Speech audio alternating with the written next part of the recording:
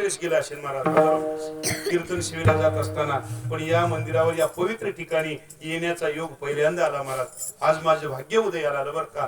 भाग्याचा उदय तेही जोडी संत पाय, या ठिकाणी माझं भाग्य उदयाला आलं. मी म्हणतो हे माझं भाग्य माझे गुरुवर्य लक्ष्मणराव महाराज भेंडेगावकर यांच्यामुळे उदयाला आलं महाराज. मला वाटतं साहेब एक बोलूनच जातो, समजा जर महाराज माझ्या जीवनात भेटली नसते तर हे मडकं कुणीकडे गेलं असतं, देव झाले बरं, कुणीकडे गेलं असतं महाराज. पण एक महाराजामुळं या मडक्याला आकार मिळाला. आणि मला वाटतं महाराजांना 2 मुलं आहेत, पण महाराजांनी त्या मुलावर कधी एवढं प्रेम केलं का नाही, पण आजही मला ते प्रेम असणार मिळालेले आहे महाराज. मी भाग्यवान आहे बरं का, भाग्यवान आहे. त्यांच्याकडून मला सर्व काही मिळालेले आहे महाराज. आणि माझ्या जीवनात माझं सर्वस्व गेलं तरी काही हरकत नाही, पण माझी गुरुमाऊली माझ्यापासून कधी दूर होऊ नये एवढीच मी कृष्ण परमात्म्यापुढे विनंती करतो. आणि या पवित्र स्थानावर आल्यानंतर आनंद वाटला महाराज. हे अन्नदान, हे समाज महाराज, मला वाटतं किती प्रयत्न केल्यानंतर समाज येतो महाराज. कोणी पत्रिका दिली का हो यांना? नाही महाराज. हे परमात्मा नामाच्या आतुर भेटीनं सर्व या ठिकाणी आले. आनंद वाटला. सर्वांना हात जोडून विनंती आहे, जीवनामध्ये जीवनाचा प्रवास करत असताना परमार्थ म्हणजे दुसरं तिसरं काही नाही महाराज. आपल्यापासून दुसऱ्याला त्रास होणार नाही एवढी काळजी घ्या, एवढा परमार्थ करा. माझ्या वारकऱ्यांना हात जोडून विनंती आहे, जीवनामध्ये परमार्थाच्या प्रवासावर निघालात. सुंदर अशी जीवनामध्ये गळ्यात तुळशीची माळ आहे. जीवनामध्ये निर्व्यसनी जीवन जगा महाराज. एकही माझ्या तरुण वर्गांना हात जोडून विनंती आहे, निर्व्यसनी जीवन जगा. निर्व्यसनी जीवनासारखे जीवन नाही महाराज. तरुण वर्गांना दुसरी सूचना आहे, कृष्ण परमात्म्याच्या मंदिराच्या या दर्शनाला कधी आलात नाही आलात तरी चालेल, पण आपल्या आई वडिलांच्या चरणावर आपलं डोकं ठेवा महाराज. आपल्या आई वडिलांचं दर्शन घ्या महाराज. मी बोलत नाही, माझे माऊली बोलतात महाराज. सकल तीर्थाची धुरे जी एका माता पितरे तया शिवेशी शरीरे लोण कीजे. अरे आई वडिलांना आमच्या शरीराची ही कातळ काढून जरी पादात्र करून जरी पायात घातलं तरी आम्ही त्यांचे उपकार फेडू शकत नाही महाराज. एवढे आमच्या त्या आई वडिलांचे आमच्यावर उपकार आहेत. म्हणून आई वडिलांना कधी विसरण्याचा प्रयत्न करू नका. कलियुग असणार फैलावलेलं आहे. या कलियुगात कोणी आई वडिलांना विचारण्याची गरज नाही. हम दोन हमारे दो, माँ बाप को फेक दो, बस असं काही करू नका महाराज. आई वडिलांनी आपल्यासाठी फार यातना सहन केल्या, फार कष्ट सहन केलं, आम्हाला मोठं केलं. म्हणून त्यांचं असणारं अत्यंत असणारं चांगल्या प्रकारे जोपासना करा. आई वडील असणारे दैवत आहेत महाराज, दैवत बर का. म्हणून त्यांची सेवा करा, एकमेकाशी प्रेमाने वागा.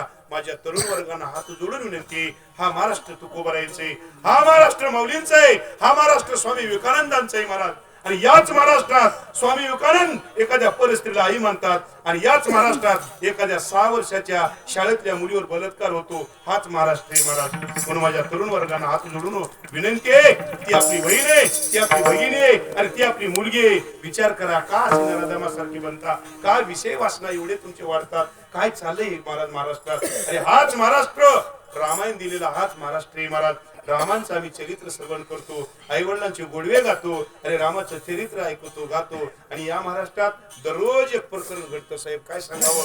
एवढा 2-3 वर्ष झालं ते माझ्याकडे वाचनालय, सकाळी 2 तास मी त्या वाचनाला बसत असतो. आणि ते पेपर आल्यानंतर बघतो तर पेपर एखाद्या छोट्याशा मुलीवर बलात्कार झाला नाही असा एकही पेपर शिल्लक नाही महाराज, एकही नाही. काय घडू लागलं महाराज.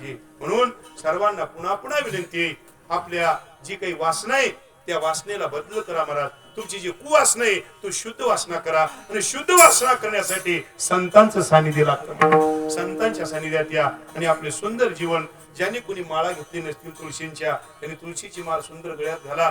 काही लोक म्हणतात महाराज आता काही आम्हाला जमते का हो म्हणतात. काही लोकांचं म्हणणं असतं. मी प्रश्न करून जातो महाराज, करून करून तुम्ही काय केलं असेल? 100-200 कोंबडे खाला असेल, याच्यापेक्षा काय, याच्यापेक्षा काय नाही. पिऊन पिऊन काय पिला असेल? 400-200 बाटल्या पिल्या असेल, याच्यापेक्षा काय. एवढंच पाप ना, एवढंच पाप नाही का.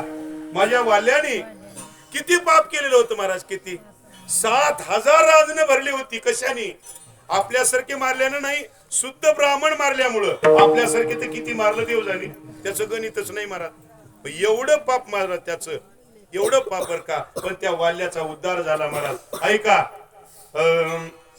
एका जनार्दने जावे साधू दर्शना. पहा, उलट्या रामनामे तर उलट्या नाम स्मरणे तरला वाल्मिक तरला.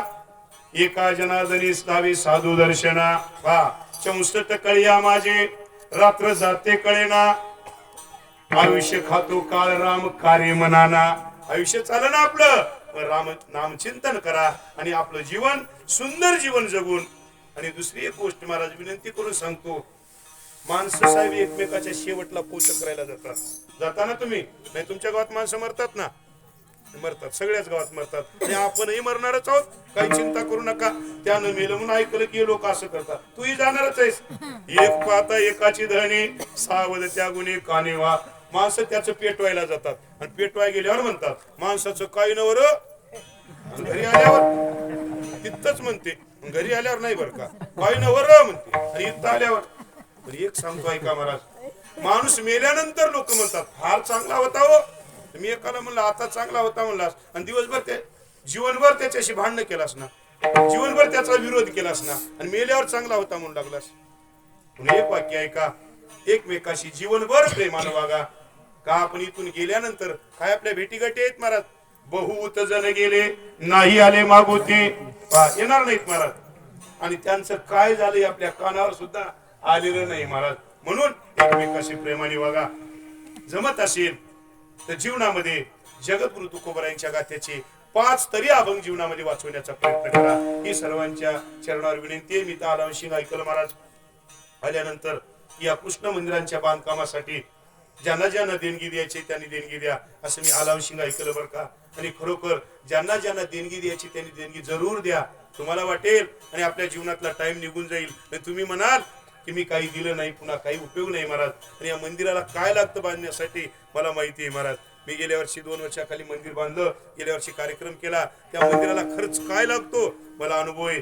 पण हे वारकरी आमचा समाज एवढा उदार आहे महाराज, 1 रुपया सुद्धा मला घालावा लागला नाही. एवढं उदार अंतकरणाने उदार दाते आहेत महाराज. म्हणून उदार अंतकरणाने या ठिकाणी देत चला. आणि हे मंदिर मला वाटतं आज नाही, उद्या नाही, 1 वर्ष नाही, 2-3 वर्षापर्यंत हे मंदिर कंप्लीट होईल, एवढीच असणार मी कृष्ण परमात्म्याच्या. आणि जेव्हा जेव्हा तुम्ही देणगी मागण्यासाठी बाहेर निघाल तेव्हा तेव्हा त्या देणगीच्या यादीमध्ये माझंही नाव असू द्या. इथल्या सर्व असणार जे सेवा करणारी मंडळी असतील त्यांना मी सांगतो, माझ्याकडे तुम्ही वसूलला या, मी असणार या मंदिरासाठी देणगी देणार आहे. मी सुद्धा का आपल्याला जीवनामध्ये परमार्थाने आम्हीच लोकांना सांगावं असं नाही, आमच्याकडूनही दान घडावं महाराज. मी त्यांच्यासाठी देण्यासाठी तयार आहे. सर्वांनी निष्काम सेवेनं किंवा उदार हाताने या दान करा आणि हे स्थान पवित्र बनवू. नवे मी वारकऱ्यांना आत्ताच मी गुरुजींना सांगितलं, आपण जमलंच तर श्रावण मासामध्ये या ठिकाणी गाथा पारायण आपण सर्व मिळून करू बरं का. मी गाथा पारायणला या ठिकाणी येणार आहे. आपण सुद्धा असं या ठिकाणी गाथा पारायण जितके मंडळी येतील तेवढ्यांना घेऊन आपण गाथा पारायण सुंदर करू. आमचे गुरुजी मर्दंगाला राहतील, आमचे मेहुणी राहतील, सगळे आमचे दादा येतील. तुम्ही सर्वांना बोलू, महाराज सुद्धा येतील बरं का. तुम्ही सुद्धा कुठं जाणार नाही. आम्ही सर्वांना, आमचे दादा सुद्धा येतील, तुम्हाला सुद्धा यावं लागेल. सर्वांनी येऊन आम्ही श्रावण मासामध्ये या ठिकाणी सुंदर असं गाथ्याचं पारायण करू. झालेली सेवा असणार मी तुम्हा संत मायबापांच्या, माझ्या गुरुवर यांच्या, सद्गुरूंच्या चरणात समर्पित करून याच ठिकाणी मी आतापर्यंत बोलत असणारं वाढलं हीच असणारी माझी वाणी असणार आकृती घेतो आणि ही शिवा त्यांच्या पायावर असणार समर्पित करतो. तुका म्हणे ते राहील असे भाव, सकळ ही वाव जाणून या. ऐशे जन्माता मजदेई देवा, आवडी हे जीवा सर्व काळ. तुकाराम तुकाराम तुकाराम तुकाराम तुकाराम तुकाराम.